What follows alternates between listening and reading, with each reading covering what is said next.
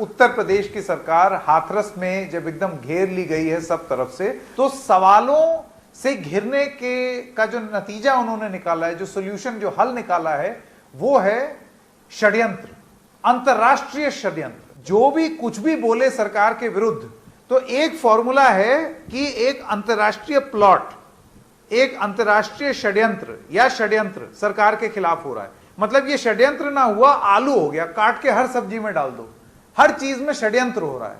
हाथरस मामले में अभी तक इस सवाल का जवाब नहीं मिला है कि रात अंधेरे पीड़िता का शव जलाने का फैसला किसका था, आदेश किसका था।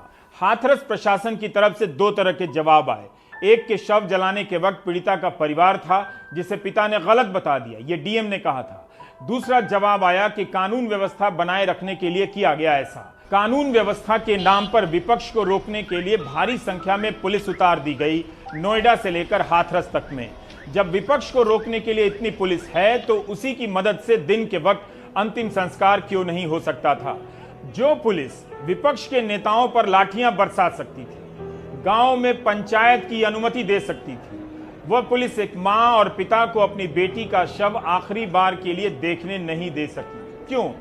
सूबे के additional DG law and order Prashant Kumar कहते हैं कि रेप तो हुआ ही नहीं। कानून नहीं पढ़ा है उन्होंने, लगता है विशाखा गाइडलाइंस भी नहीं पढ़ी हैं। जो सैंपल एकत्रित किए गए थे उसमें किसी तरह का स्पर्म और शुक्राणु नहीं पाया गया है। महिला से कथित बलात्कार के 11 दिन बाद सैंपल लिए गए, जबकि सरकार की गाइडलाइन है 96 घंटे के भीतर सैंपल लेने की। इसलिए यह रिपोर्ट बलात्कार की पुष्टि कर ही नहीं सकती है। यह स्पष्ट हो गया है कि उनके साथ, पीड़िता के साथ कोई रेप या मास रेप की बात नहीं हुई थी। डाइंग डिक्लेरेशन दी है लड़की ने, मरते वक्त का बयान दर्ज कराया है जिसमें, और ये कैमरे पर है, जिसमें कहा गया मेरे साथ गैंग रेप किया गया है। और बलात्कार में केस में सबसे अहम भूमिका है उस औरत के अपने बयान की। अगर वो कहती है ये उसकी मर्जी के बिना था, तो बलात्कार बनता है। क्या पुलिस को यह कानूनी बात पता नहीं है? पुलिस ने बलात्कार की पुष्टि नहीं होने की बात कहने में जल्दबाजी क्यों की, जबकि शव क्यों जलाया गया, इसका कोई तार्किक उत्तर अभी तक नहीं दे सकी है। हमने आपको 29 सितंबर को पुलिस के उस दावे के बारे में बताया कि लड़की की रीढ़ की हड्डी नहीं टूटी थी। इस दावे का मिलान अब पोस्टमार्टम रिपोर्ट से करिए। दिल्ली के सफदरजंग अस्पताल की तरफ से जारी रिपोर्ट में कहा गया कि लड़की की रीढ़ की हड्डी में फ्रैक्चर मिला, गले में भी चोट के निशान हैं और गर्दन में भी फ्रैक्चर था। सवाल सरकार के संस्कार का है और विधायक जी लड़की के संस्कार का सवाल उठा रहे हैं। लड़की का संस्कार कैसा हो, कम से कम ये काम इस देश में जो विश्व गुरु हो चुका है, किसी विधायक से पूछकर मत कीजिएगा। मैं एक विधायक के साथ साथ शिक्षक हूँ। ये घटनाएं संस्कार से ही रुक सकती है, शासन और तलवार से रुकने वाला नहीं। सभी पिता और माता का धर्म है कि अपनी जवान और युवती बेटी को भी एक संस्कारित वातावरण में रहने, चलने और वातावरण में अपना व्यवहार, एक शालीन व्यवहार प्रस्तुत करने का तरीका सीखना चाहिए और सिखाना चाहिए। ऐसे बयान हवा में नहीं दिए जाते हैं। बहुत से लोग ऐसा सोचते हैं, उनके लिए बयान दिए जाते हैं। अब आते हैं नार्को टेस्ट को लेकर। मुख्यमंत्री के ट्वीट में नार्को टेस्ट की बात थी, इसे भी आप हिंदी में समझिए। नार्को टेस्ट का संबंध झूठ से है। अगर कोई झूठ बोल रहा है तो नार्को टेस्ट होगा, जिससे पता चले कि सच क्या है। सभी नेताओं का हो जाना चाहिए फिर तो। नार्को टेस्ट की बात लाकर पीड़िता की यातना और बढ़ा दी गई है।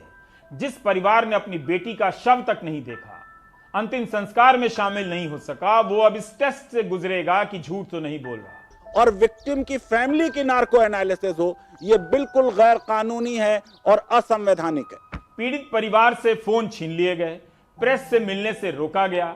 यह सीधा सीधा SC/ST एक्ट के उद्देश्यों का हनन है। अधिकारियों का तबादला या उनका निलंबन इस मामले में कार्रवाई नहीं है। क्या इसके लिए अधिकारियों पर SC/ST प्रिवेंशन एक्ट लगेगा, जबकि साफ साफ लिखा हुआ है कि लगना चाहिए। फोन भी ले लिया आप लोगों से? फोन भी ले लिया है। पुलिस क्या कहाँ कैसे लगी है? घेराबंदी कर रखी है चारों से, छत पे, गांव में, गली में, सब में। खेत के बगल में था उस वक्त जब हुआ था? बंद करा दिया तुम्हारी इनको, डराया था हमको। फोन है सबके पास? फोन नहीं है, फोन तो छुड़ा लिया है पहले के, किसी को बुला नहीं ले। सबके साथ फोन ले लिया क्या? हाँ सबको। क्या आपकी माँ ने और भाभी ने क्या बोला कि मीडिया को बुला के लाओ? हाँ यूँ कहा था मीडिया को बुला के लेके आओ, हम उनसे बात करेंगे। आप यहाँ कैसे पहुँचे हो? कैसे हम तो आने दिया? खेतों में के आए हैं, छुपके नियार के बहाने से कि घास लेने आने नहीं दे रहे क्या? आने नहीं दे रहे किसी को। हमारे ताऊ भी आ रहे थे कि हम तो अपने आदमी को बुला के लेके आएंगे, हम तो मीडिया वालों को बुला के लेके आएंगे। डीएम साहब धमकी दे रहे हैं। उनको धमकी दे रहे हैं, उनको मारा था, उनकी छाती पे लात मारा था, सो उनके दर्द हो रहा है। उनके डीएम साहब ने मारा, उन ताऊ को मारा। हाँ, ताऊ बेहोश हो गई थी। इससे ज्यादा दुर्भाग्य क्या हो सकता है किसी देश का कि औरत की अस्मिता, औरत का शरीर, औरत की जिंदगी, उसकी इज्जत चली जाए ताकि हम सत्ता में बने रहें। इसके लिए सारा ड्रामा। आप ये बताइए कि जो आज हाथरस में हुआ, पूरी दुनिया में शर्म से सिर झुका। एक जमाने में मोदी जी बोलते थे कि ये दिल्ली रेप कैपिटल है, पूरी दुनिया के सामने हम शर्मसार हो रहे हैं। वो भी आपने शायद वो क्लिप चलाई थी एक दिन, मैंने सुनी थी। तो क्या ये शर्मसार करने की बात नहीं है? आज मैं किसी एक इंटरनेशनल कॉन्फ्रेंस की कीनोट एड्रेस दे रही थी, सारी औरतें मुझसे सिर्फ एक ही सवाल पूछ रही थी कि ये क्या हो रहा है हिंदुस्तान के अंदर। प्रतीक्षा बख्शी ने एक लाइन लिखी है कि स्टेट जब फ्रॉड करता है तो उसकी सजा किसी को नहीं मिलती है। राजनीति करना अपराध नहीं है, किसी अपराध पर पर्दा डालना दूसरी तरह की राजनीति है जो अपराध है। इस वीडियो के सामने आने के बाद सवाल तो बनता ही है, मोदी कहाँ है तेरा 56 इंच? कैसा है तू रेजिग्नेशन दे दे, तू हट जा। ठीक है, लेकिन टेंशन मत लीजिए, जब तक व्हाट्सएप में गुड मॉर्निंग भेजने की सुविधा है तब तक आपको कुछ नहीं होगा, मैं गारंटी देता हूं।